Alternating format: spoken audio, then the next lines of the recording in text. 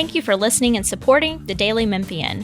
Sign up for one of our many free newsletters and breaking news alerts at dailymemphian.com/email to receive the latest local news stories impacting our community.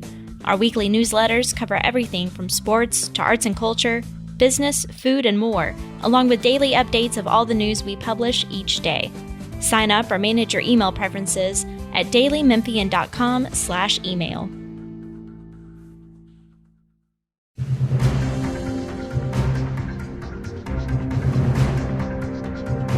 I'm Sam Hardman with the Daily Memphian. Welcome to On the Record.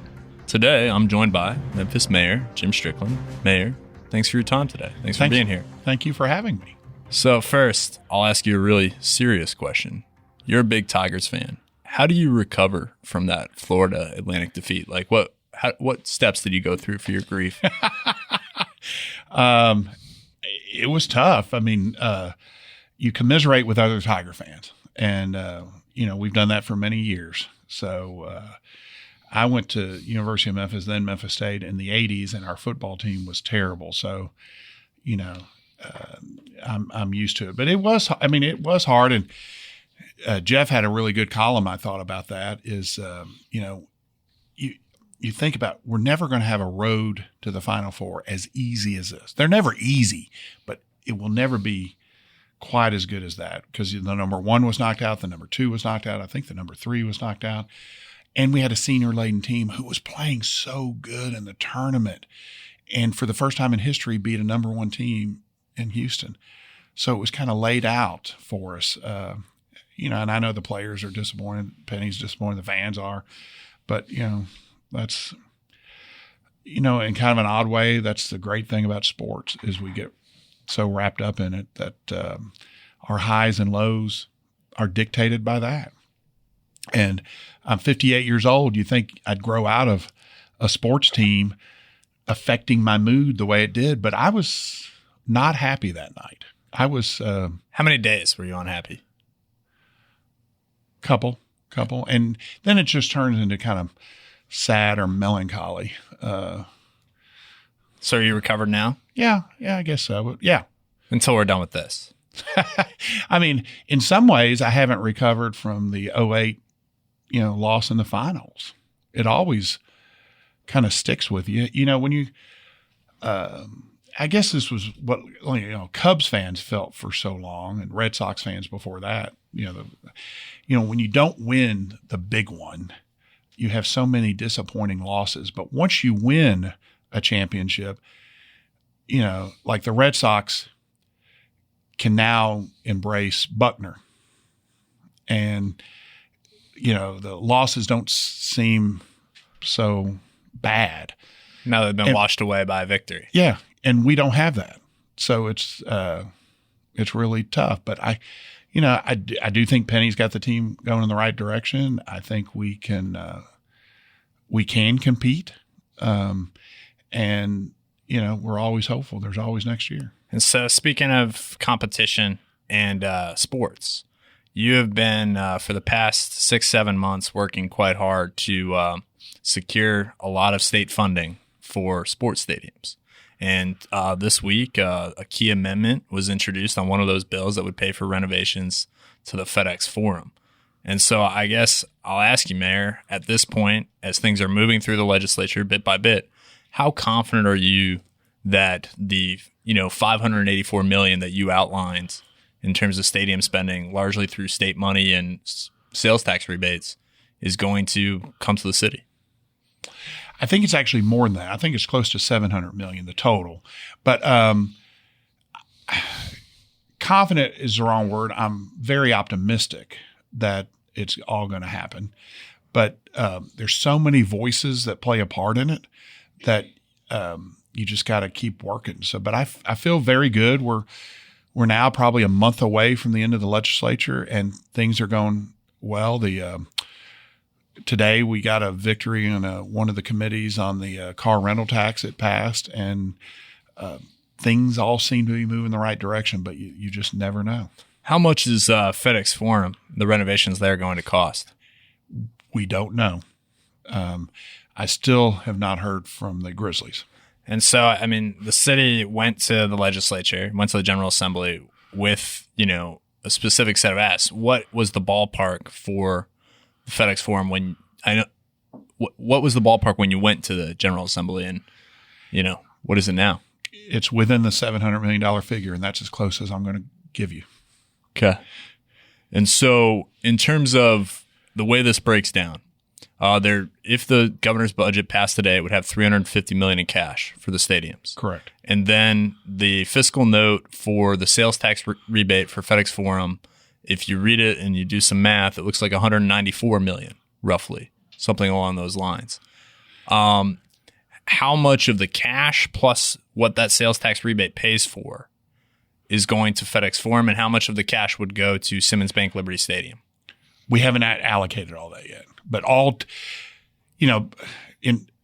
this, but just I want to repeat it. $350 million would come from the state cash, and the other approximate $350 million would be raised locally through funding streams, and that includes the sales taxes at the Forum, a car rental tax, a hotel motel tax, and then we got an MLG&W pilot that now goes to pay for the we've not divided them up yet because, frankly, we were waiting for to hear the figures from the Grizzlies, and so I'm not going to go into that in much more detail, but that's how it's all funded.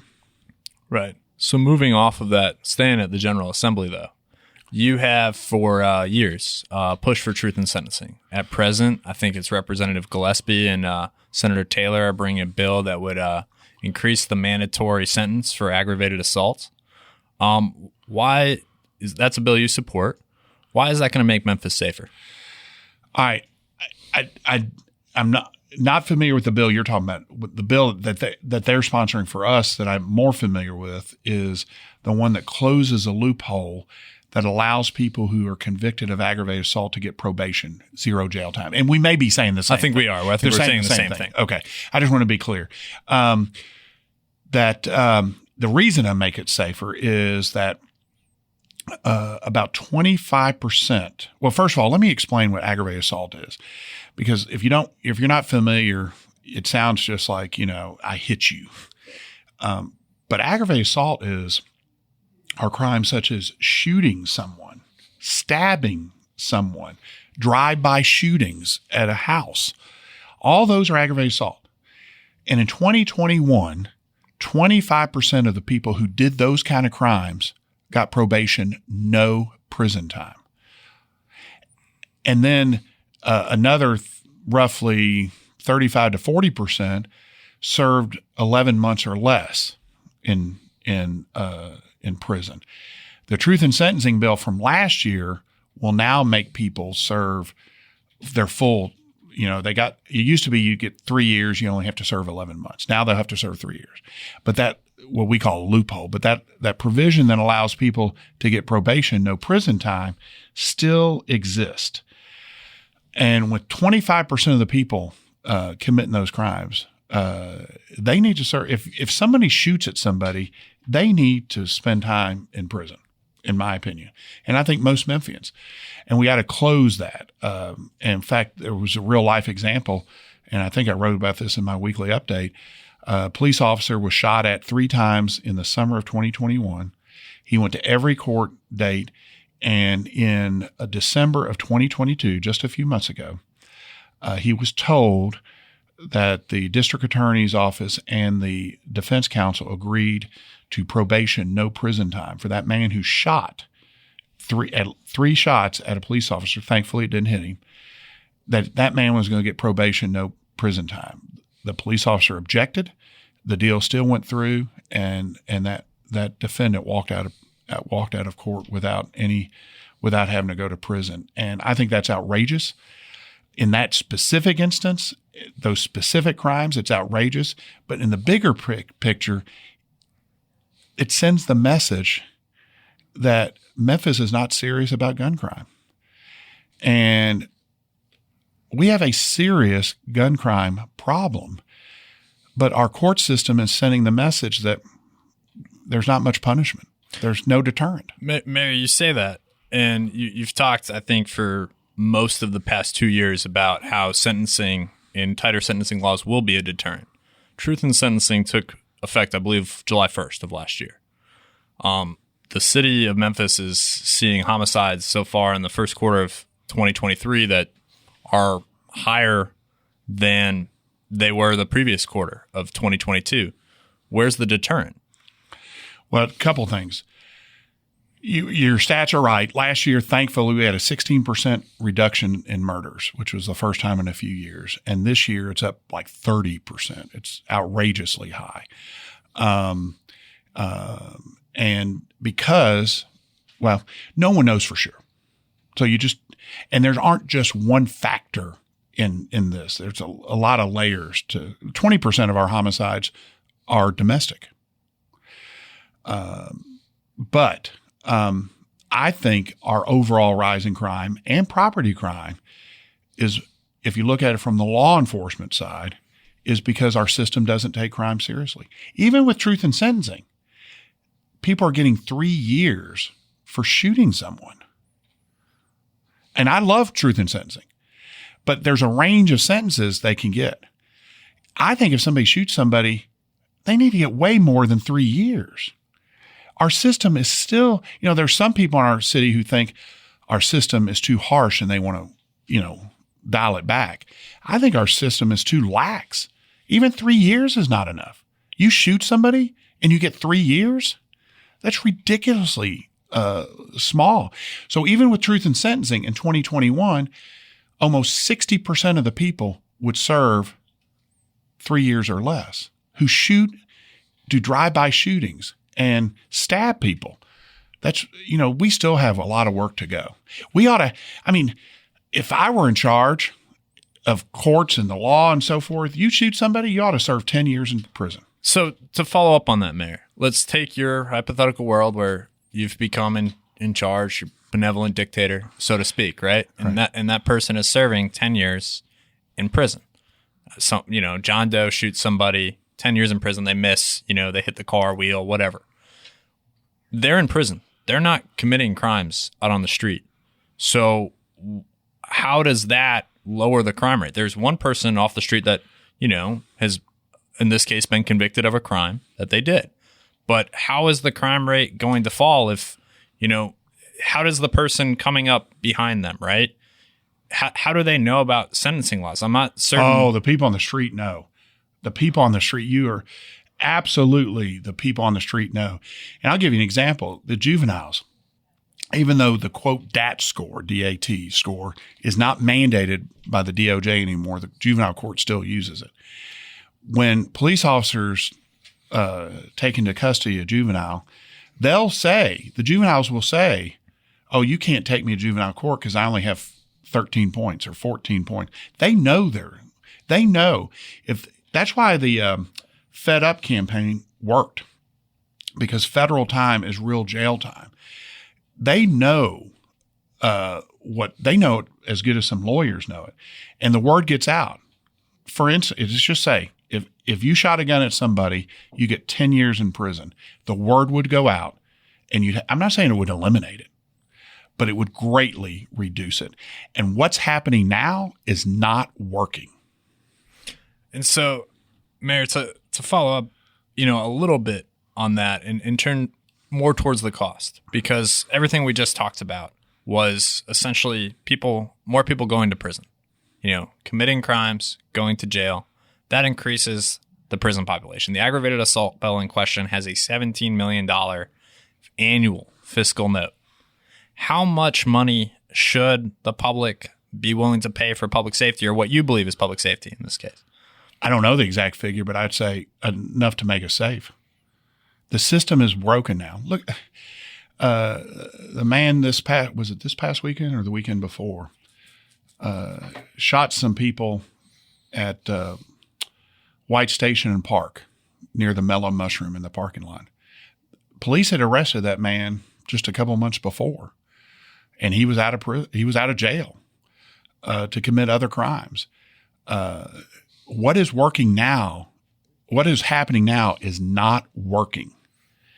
And for people to say violent criminals criminals should not spend significant time in prison are a small minority of this city. And beyond minorities and, what is, in the polling data and what's not in the polling data, Mayor, are people, who are being convicted of crimes and put in jail, are they being rehabilitated? Well, that's another thing. Some of them are and some of them aren't, but that's the state's responsibility. In fact,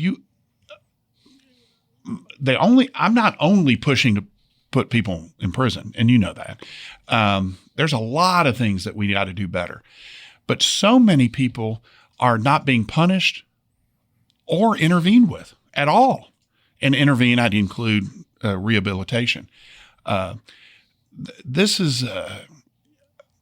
We have so many opportunities for successful economic life in Memphis and in Tennessee that if people put some personal responsibility into it, they can succeed in life. Now, a lot of people in prison are taking advantage of those situations. Hope Works is a great local organization that does go into our prison system and rehabilitate folks. And there's other great groups too. So the opportunities are there, but it's not universal. And so speaking of the cost of public safety, a year ago, and maybe a little less than a year ago, I think it was last fall, you made an announcement alongside the two associations, the Police Association and the Fire Association, and said that all new hires and I think a small group of existing, not small, but a significant group of existing personnel would join the 1978 pension plan. You said it would come during budget season this year. Your budget is you're about 3 weeks away from unveiling that. Right. So will you be bringing that addition as part of your budget this year? Yes, sir. So if the council approves it, it would kick in July 1st. And so what's the cost of that? I think it's $1.8 million. $1.8 million for per year for how many people to go on the rolls? I don't know what the estimates are on that, but I don't know. There's several hundred that are on in the police department and fire department who would be eligible, and then every future hire would be eligible. And I don't know how many they estimated would be part of that. That'll come out during the budget. Sure. And so, Mayor, how does the city afford putting a couple hundred more people and maybe potentially thousands on a defined benefit pension plan, which essentially promises the employee for their years of service to the government a percentage of their highest salaries. And it leans on investment returns in the marketplace for the pension plan to pay for itself in 30 years. Because the citizens in October of 2019 passed a sales tax referendum, increased their sales taxes. They're paying more taxes for public safety. And sales taxes have done very well here in the last few years, and there's enough money to pay for it. How confident are you the city's pension plan can get the needed returns to pay for it? Confident. I mean, over time, the stock market's done very well, and I'm proud of the fact that for the first time in 15 years or so, our pension fund is fully funded.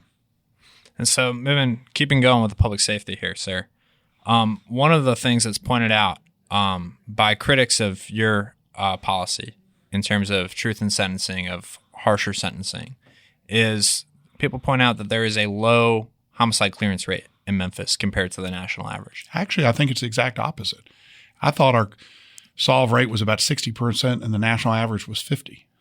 The national average, according to Murder Data, which is the Murder Accountability Project, in the 21st century, Memphis's clearance rate's been about 56%, and this national average is about 59%. In the past 4 years, the city has approached 40% clearance rate quite often. For example, 2021, there was a 40% clearance rate, 122 out of 301. So, what can be done to improve that rate? Well, first of all, the latest data I saw was 60% solve rate, 50% for the national.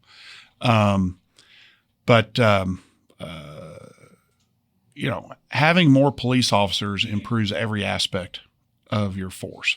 Not only do you have more people out patrolling, but you have more people in the special units. You have more officers to do community service. You have more officers to investigate crimes. And that's what has to happen. I mean, we got to see a little window of that in that TV show. Was it First 48? Is that the name of the show that was on that Memphis was involved with? I think it was the first 48. Yes. I think it was first 48.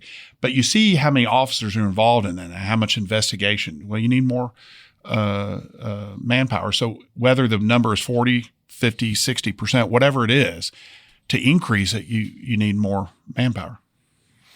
And so to move on there, sir, I've thought recently about something you said in June of 2020. And it just happened to remember what I said in June of 2020. Well, it was a very notable thing that you mentioned in 2020, and it's been my job to cover you and your administration for the past couple of years. So, it's been part of thinking about it. But in June of 2020, and this was after George Floyd was murdered in Minneapolis, you stood at I Am a Man Plaza, and you said that policing in Memphis and the United States needed to change in the way it interacted with black residents and the trust that black residents have had in police. How, in the wake of what's happened in Memphis with the death of Tyre Nichols and others, has the city lived up to that promise and those words you said that day? I mean, since the death of Tyre Nichols? Since 2020. Since 2020. Well, I think we did implement some good policies that we had not had. The duty to intervene. We did not, I've forgotten when we adopted it, but January 1 of 2020, we did not have a duty to intervene, meaning if an officer sees another officer violating policy and harming somebody, they have the duty to intervene. I think the way that particularly Chief Davis and Chief Sink with our legal department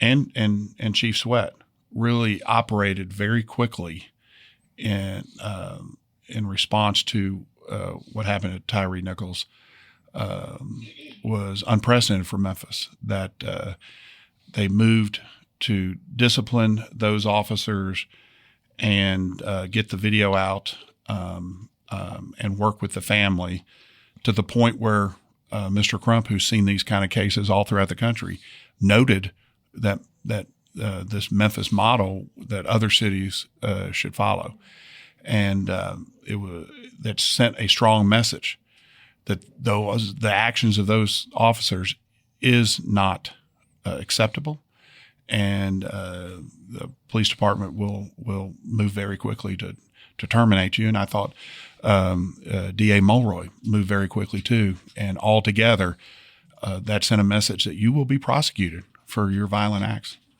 And so to follow up on that, sir, until I think it was late 2020, the city of Memphis did not send any use of force. They did not refer any use of force cases to the DA among MPD personnel. So, how is that, setting a precedent, what just happened when it appears that your administration has been sort of reluctant to prosecute the police? And there's also which cases should have been sent to the DA? I mean, I'm not going to litigate every single one of the cases. You have to have an example. If we're being criticized for not sending, you have to give me an example of one that should have been sent, because there may not have been one should have been sent. And I'm not aware of one that should have been.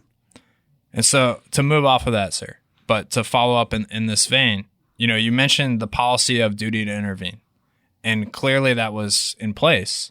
But if you watch the video in terms of regard to Tyre Nichols, no one intervenes. And so what does that say about the culture of the police department? If, so many personnel, so many public safety personnel can be around and not intervene. It shows that, let me take a step back. This is why we wanted the DOJ and the International Association of Police to come in and do an evaluation, because they need to do a deep dive, because it certainly brings up a question of whether there is a culture problem, whether was this just the officers who were there, or is there a bigger problem in the police department? And I have faith that this investigation will show what that is. And what do you think that is? I don't know. I'm not going to presuppose the answer to a deep dive investigation. And so do you believe that there is a problem in the police department? The city has been not just beyond Tyre Nichols. The city has been sued many times in the last 6-7 months with Section 42 cases of people alleging Scorpion Unit officers and others violated their civil rights, sir? Well, I can't comment on legal cases, but I'm going to wait till that report is back, because I think media in particular, but many people will try to take a view of a situation from 300 yards away and then make conclusions about what's going on there. That's why you have to have a deep dive. And, in 2020, with the policies that we all adopted, most people in Memphis thought, oh, we've adopted those policies. That's what needs to be done. And maybe more needs to be done. So we'll see. And I'm also very thankful that the DOJ is going to do a kind of a recommendation for all police departments in the country on specialized units. I actually asked them, because when you look, there's no best practices for that. And, there's been a lot of debate on use of unmarked cars. And there ought to be some best practices with respect to that too. And so to follow up on the DOJ, and I know COPS is doing the investigation. I'm sorry for listeners. I'm not going to give you the acronym for COPS because I'd be wrong. But would the city expect a pattern and practice investigation, a separate DOJ investigation that has happened? It happened in Louisville. It happened, I believe, in Baltimore after the death of Freddie Gray. Have you heard anything on that front? No, this is the only investigation I know of. And so to move back, I think, towards public safety, because this was really the theme of what we're talking about, and off of Tyre Nichols, I'd like to ask you about a proposal that came out of City Council last week, where Councilman Carlisle, he says he's with others, but Councilman Carlisle said that he is planning a police pay raise, and he would be willing to raise the millage rate, the property tax rate, to do it. You, and correct me if I'm wrong, but I believe that there's a 5% pay raise that takes effect that was passed in last year's budget on top of a 5% last year that already takes effect. Does Memphis Police Department need another raise? And what do you think of raising taxes to pay for that? Well, all employees need more money. But the citizens have already taxed themselves for public safety. And if you and the sales tax that we mentioned earlier is funding a 9% retention bonus that most police officers and firefighters are taking advantage of. And when you count that 9%, our officers and firefighters are the highest paid in the region.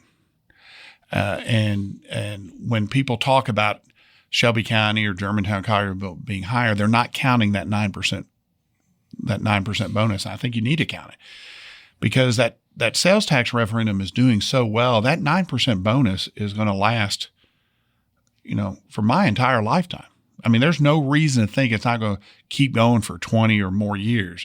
So that's a significant amount of money. So you add it on to the 5% raise this year, 5% raise starting January 1, 9% on top of that, basically a 14% increase in pay.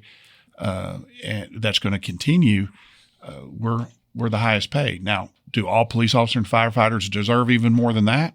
Yeah, absolutely. But other city employees deserve more money too. I do, and I've said this many times, that when you combine, a Memphis taxpayer has to pay Memphis City taxes in Shelby County, and our tax rate is so much higher than every other part of the state. We're 50 to 60% higher than Nashville, and to raise it even more, I don't, there's no good time for a tax increase, but when ours is so much higher than everyone else, and there's other things that they want to raise taxes for too. It's not just public safety.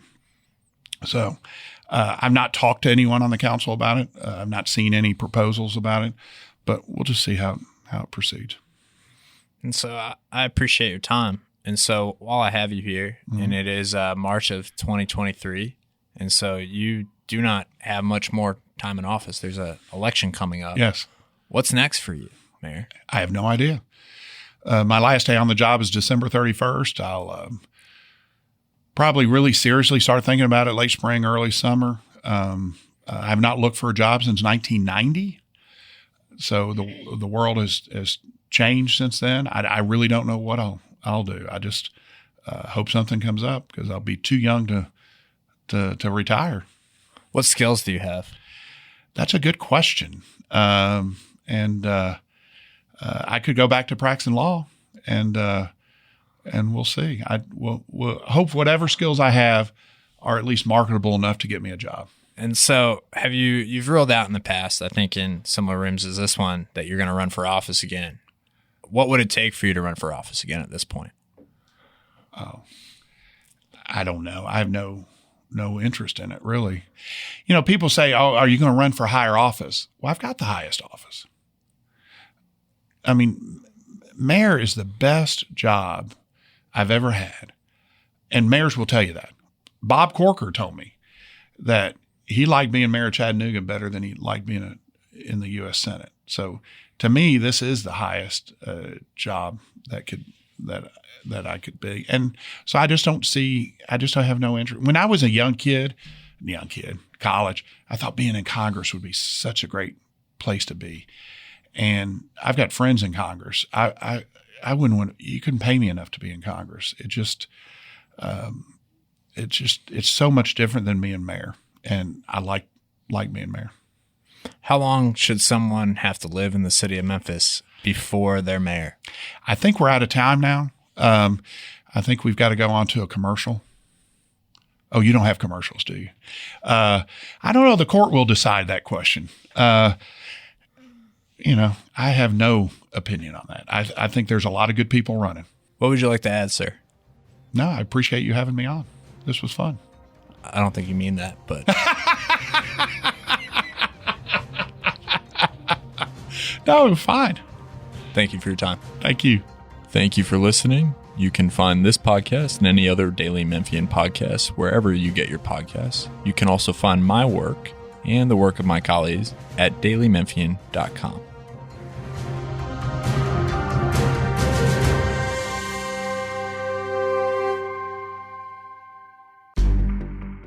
In-depth journalism in the Memphis community, the Daily Memphian is of Memphis, not just in Memphis, and seeks to tell the stories of this city. TheDailyMemphian.com. Truth in place.